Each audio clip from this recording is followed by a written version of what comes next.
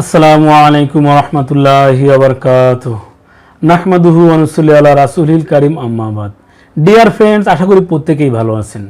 আলহামদুলিল্লাহ, আমিও ভালো আছি।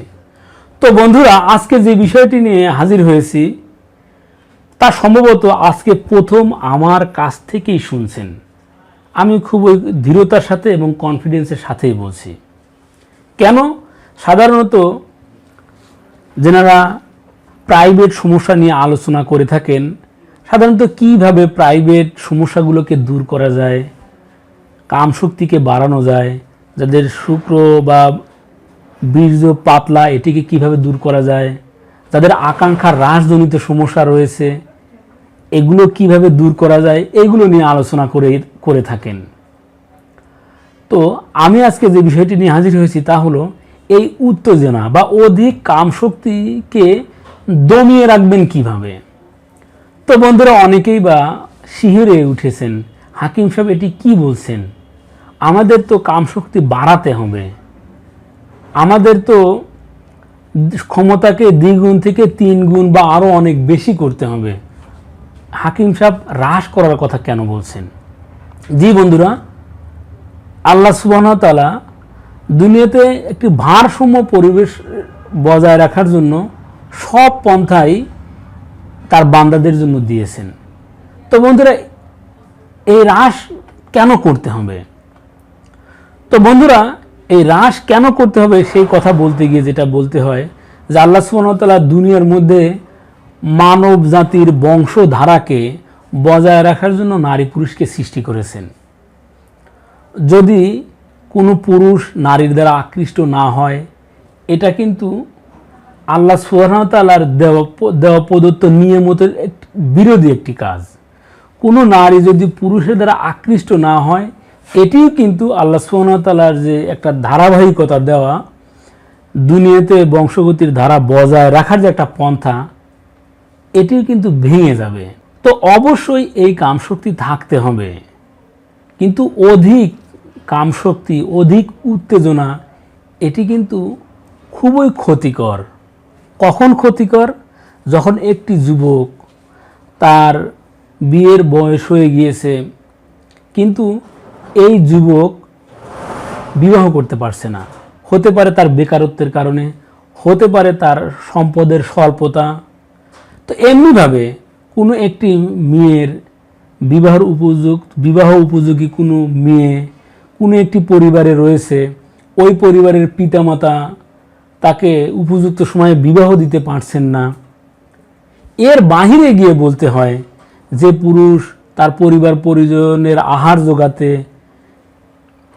বিশ্বের বিভিন্ন প্রান্তে ছড়িয়ে ছিটিয়ে আছেন, অথবা দেশের বিভিন্ন প্রান্তে ছড়িয়ে ছিটিয়ে গিয়েছেন শুধুমাত্র একটু ভালো আহার, ভালো কাপড়, পরিবার পরিজনের স্বাচ্ছন্দ্যের কারণে, অথবা শুধু আপনি গিয়েছেন, আপনি রেখে গিয়েছেন আপনার সঙ্গিনীকে, তারও ব্যাপক চাহিদা থাকতে পারে।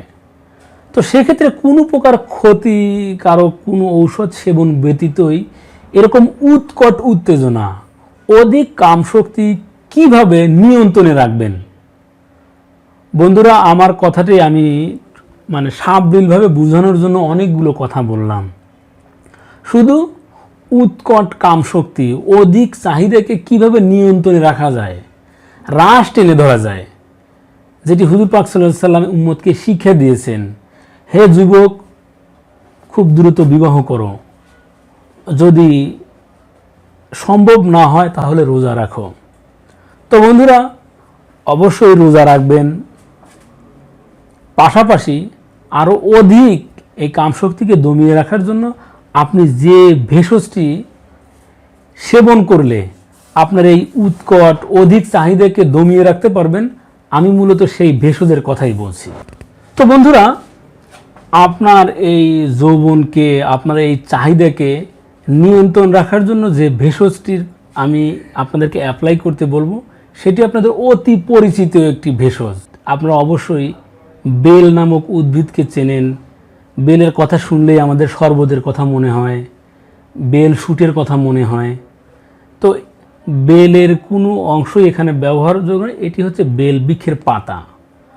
আপনার পরিমিত পরিমাণে বেল বৃক্ষের পাতাকে এটি ব্লেন্ড করবেন না পাটায় পিষবেন অথবা হামানদিস্তায় ছেঁচে আপনাকে রস করতে হবে। এটি 1 কাপ পরিমাণ রস। বন্ধুরা, আমরা সাধারণত ছোটোবেলা থেকেই বিভিন্ন অসুখ বিসুখের জন্য যে সিরাপগুলো খেয়ে থাকি, সেই সিরাপের সাথে আমাদেরকে একটা কাপ দেওয়া হয়। এই 1 কাপ পরিমাণ রস আপনারা সরাসরি সেবন করতে পারেন। যদি আপনার একটু স্বাদ বাড়ানোর একান্তই প্রয়োজন হয়, অবশ্যই একটু চিনি অথবা একটু গুড় ব্যবহার করতে পারবেন অথবা মিশ্রি। তো বন্ধুরা, এখানে অবশ্যই কিন্তু মধু ব্যবহার করা যাবে না, কারণ মধু এমনিতেই উত্তেজক একটি পদার্থ। এটি মানুষের কামশক্তিকে বাড়ায়, কমায় না। সেক্ষেত্রে শুধু আপনি স্বাদ বাড়ানোর জন্য বা বিষাদকে দূর করার জন্য আপনি কোনো মিষ্টি ব্যবহার করতে চাইলে অবশ্যই এই 3টি মিষ্টান্ন ব্যবহার করতে পারেন।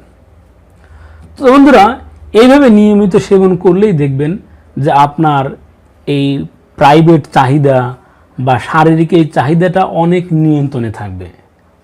কারণ এটি নিয়ন্ত্রণে না থাকলে, চাই সে আল্লাহর অলি হোক অথবা অনেক ভালো মানুষ হোক, সে পাপের দিকে ধাবিত হবেই। তো বন্ধুরা, এই ছিল আজকের আমাদের আলোচ্য বিষয়। এই ভিডিওটি ভালো লাগলে অবশ্যই আমাদের চ্যানেলটিকে লাইক দিবেন, সাবস্ক্রাইব করবেন, শেয়ার করবেন, আমাদের সাথেই থাকবেন। ধন্যবাদ সবাইকে।